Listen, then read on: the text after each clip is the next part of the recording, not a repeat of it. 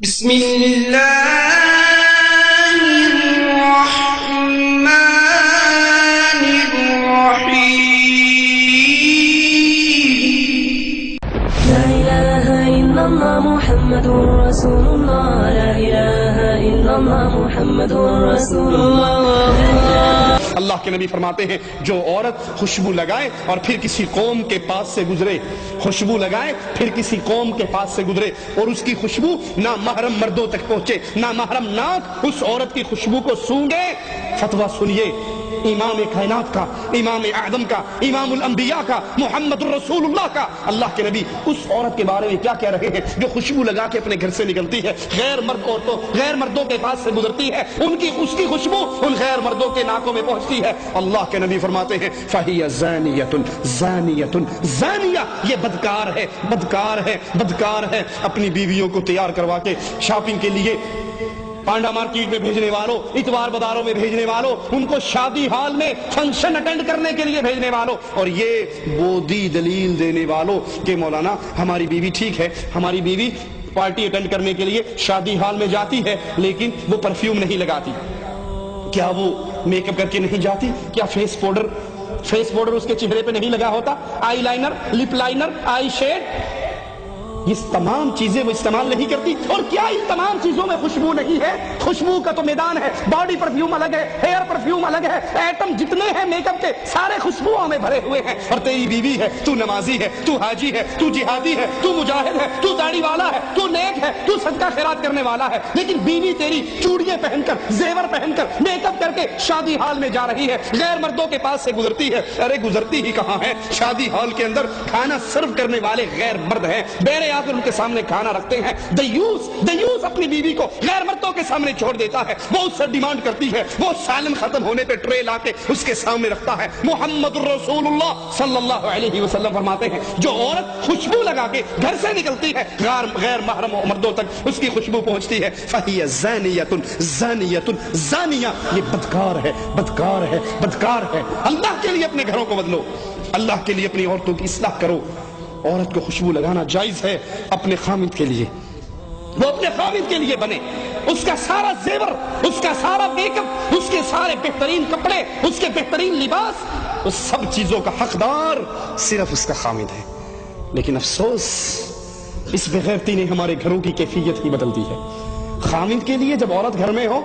یہ بیچارہ تھکا ہارا ٹوٹا بھجا ہوا گھر آتا ہے، وہی وہ لہسن کی بو، چٹنی کی بو، ادرک کی بو، پیاز کی بو کچن کے اسی گندے مندے کپڑوں میں اس کے پاس آ جاتی ہے، جس کے لیے سب کچھ کرنا ہے، اور اگر یہ بیوی سے کہے آج آپ کی ڈنر پارٹی ہے فلاں فیملی کے گھر، اور یہ اطلاع اس کو آدھا گھنٹہ پہلے دے دے، وہ تیار ہوگی یا اس سے لڑائی کرے گی؟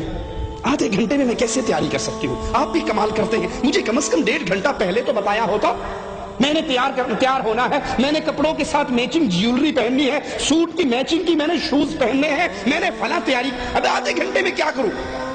یہ مسکین جو مہینہ اپنی بیوی کے چہرے پر کوئی رنگت نہیں دیکھتا، کوئی خوشبوئیں نہیں دیکھتا، اچھا لباس نہیں دیکھتا، وہی گندے مندے کپڑوں میں گھر میں گھومتی ہے، جب یہ پارٹی اٹینڈ کرنے کے لیے نکلتی ہے، تیار ہو کے گھر سے نکلتی ہے،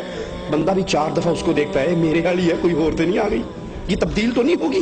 میں نے تو اس کو کبھی اس شکل میں نہیں دیکھا، ساری زینت، ساری خوشبوئیں، سارا میک اپ، ساری جیولری، سارے سیٹ اس کو تب یاد آتے ہیں جب جا کر عورتوں میں فخر کرنا ہو، جب عورتوں میں پیش ہونا ہو، جب عورتوں کے اندر اپنے آپ کو اونچا دکھانا ہو، جب ان کے لیے سب کچھ یاد آ جاتا ہے، اور خامد جو اس کی عزت ہے، خامد جو اس کی جنت ہے، خامد جو اس کی جہنم ہے، جس کی طرح سے جنت ملنے والی ہے یا جس کی نافرمانی سے جہنم ملنے والی ہے، اس مسکین کا کوئی حق نہیں ہے۔ رسول اللہ صلی اللہ علیہ وسلم فرماتے ہیں، مسند احمد میں ہے، اللہ کے نبی نے فرمایا جو عورت خوشبو لگائے پھر مسجد میں جائے، اتوار بازار کی بات نہیں، پانڈا مارکیٹ کی بات نہیں، شادی ہال کی بات نہیں، فنکشن اٹینڈ کرنے کی بات نہیں، یہاں مسجد کی بات ہے، بیت اللہ کی بات ہے، اللہ کے گھر کی بات ہے۔ فرمایا جو عورت خوشبو لگائے مسجد میں جائے اس حال میں کہ اس کے جسم سے خوشبو آ رہی ہو، اس کی نماز قبول نہیں ہوتی۔ خوشبوئیں لگا کر غیروں کے گھروں میں جانے والیوں،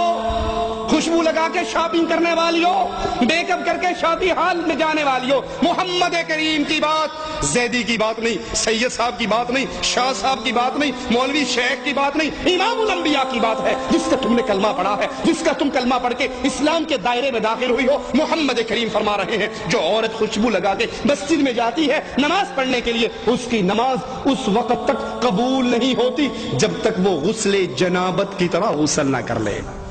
جیسے فرضی غسل ہے، جنابت کا غسل ہے، اگر وہ جنابت کے غسل کی طرح غسل کرتی ہے پھر اس کی نماز قبول ہوتی ہے، اگر وہ غسل جنابت کی طرح غسل نہیں کرتی تو اس کی نماز قبول نہیں ہوتی۔ عورت کا محرم کے بغیر سفر کرنا جائز نہیں ہے۔ اسلام بے حیائی و فحاشی کے راستوں کو کیسے روک رہا ہے؟ بخاری و مسلم میں ہے، اللہ کے پیارے حبیب علیہ الصلوۃ والسلام نے فرمایا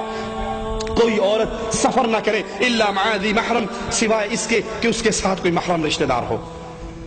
سائل کھڑا ہو کر کہتا ہے یا رسول اللہ صلی اللہ علیہ وسلم، میں نے اپنا نام آپ کے ساتھ جہاد پہ جانے کے لیے غزوے میں لکھوایا ہے، اس حال میں کہ میری بیوی حج کے لیے جا رہی ہے، میں جہاد فی سبیل اللہ میں جا رہا ہوں، بیگم صاحبہ حج کرنے کے لیے جا رہی ہے۔ رسول کریم علیہ الصلوۃ والسلام اس کے جہاد کے سفر کو کینسل کرنے کا حکم دیتے ہوئے فرماتے ہیں جہاد کا ارادہ ختم کر دو، ترک کر دو، اپنی بیوی کے ساتھ جاؤ، اس کو حج کرا کر لاؤ۔ حج کا سفر کتنا مبارک سفر ہے، حج کا سفر کتنا عظیم سفر ہے، اس سفر کے اندر بھی عورت کا بغیر محرم کے حج پہ جانا جائز نہیں ہے، غیر محرم عورت کی طرف قصداً دیکھنا جائز نہیں ہے۔ قرآن حکیم میں مالک فرماتا ہے قل للمؤمنین، کہو اہل ایمان کو یغضوا من ابصارہم، اپنی آنکھوں کو جھکا کر رکھے، اپنی آنکھوں کو نیچا رکھے، ویحفظوا فروجہم، اپنی شرمگاہوں کی حفاظت کریں، ذالک ازکا لہم، یہ ان کے لیے زیادہ بہتر ہے، یہ ان کے لیے، ان کی طہارت کے لیے، ان کی پاکیزگی کے لیے بہتر ہے۔ ان اللہ خبیر بما یصنعون، اور اللہ جانتا ہے جو کچھ تم کرتے ہو۔ ہاں اگر کوئی شادی کرنے کا ارادہ رکھتا ہے تو اپنی منگیتر کو ایک نظر دیکھ سکتا ہے۔ اللہ کے نبی علیہ الصلوۃ والسلام نے اپنے ایک صحابی سے کہا اس کی شادی کی خبر سن کر کہ تو اپنی منگیتر کو ایک نظر دیکھ لے، ایک نظر دیکھ لے، یہ تیرے لیے، تمہاری آئندہ زندگی کے لیے زیادہ بہتر ہے۔ اور یہ دلیل ہے کہ چہرے کا پردہ کرنا ضروری ہے۔ ایک نظر دیکھنا دلیل ہے کہ چہرے کا پردہ ہے، شریعت چہرہ چھپانے کا حکم دیتی ہے۔ کیوں؟ اگر چہرہ کھلا ہوتا، اگر چہرہ ننگا ہوتا تو ایک نظر دیکھنے کا کیا مطلب؟ وہ تو کہیں بھی اس کو دیکھ سکتا ہے۔ جو منگیتر کو حکم دیا گیا جاؤ ایک نظر اس کو دیکھو، اس کا مطلب ہے مومنہ عورت کا چہرہ چھپا ہوا رہتا ہے، ڈھکا ہوا رہتا ہے، وہ صرف اپنے منگیتر کے لیے ایک لمحے کے لیے اپنے چہرے کو ننگا کر کے اپنے منگیتر کو چہرہ دکھا سکتی ہے۔ جس طرح عورتوں پر نظر ڈالنا غیر محرم نامحرم عورتوں پہ جائز نہیں، اسی طرح ان لڑکوں کی طرف دیکھنا جن کے چہرے پہ داڑھی مونچھ نہیں آئی، امرد بچے ہیں جن کے چہرے کے اوپر خوبصورتی اور معصومیت ہے، داڑھی اور مونچھ نہیں ہے، ان کی طرف دیکھنا بھی جائز نہیں ہے۔ یہاں یاد رکھیے ان صوفیاء کی بکواسات کو جنہوں نے لڑکوں کے ساتھ عشق و شوقی کرنا، عورتوں کے چہروں کو دیکھنا دین کا حصہ، عشق مجازی کو عشق خدائی کا حصہ سمجھتے ہیں۔ امداد اللہ مہاجر مکی علماء دیوبند کے بہت بڑے عالم ہیں، اپنی کتاب شمائل امدادیہ میں لکھتے ہیں کہ عورت کا نظارہ کرنا، عورت کو دیکھنا، عورت کے چہرے کی طرف دیکھنا حقیقت میں اللہ کو دیکھنا ہے۔ عورت مرد کا مظہر ہے، مرد اللہ کا مظہر ہے، لہذا عورت اللہ کی مظہر ہوئی تو عورت کو دیکھنا حق تعالیٰ کو دیکھنے کے برابر ہے، مشاہدہ کرنا چاہیے۔ اسلام اس بے حیائی اور فحاشی کے راستے میں رکاوٹ کھڑی کرتا ہے۔ مرد کی شرمگاہ نہ دیکھے، عورت کی شرمگاہ نہ دیکھے، مرد کی شرمگاہ نہ دیکھے، عورت کی شرمگاہ نہ دیکھے، مرد ننگے مرد کو نہ دیکھے، عورت ننگی عورت کو نہ دیکھے۔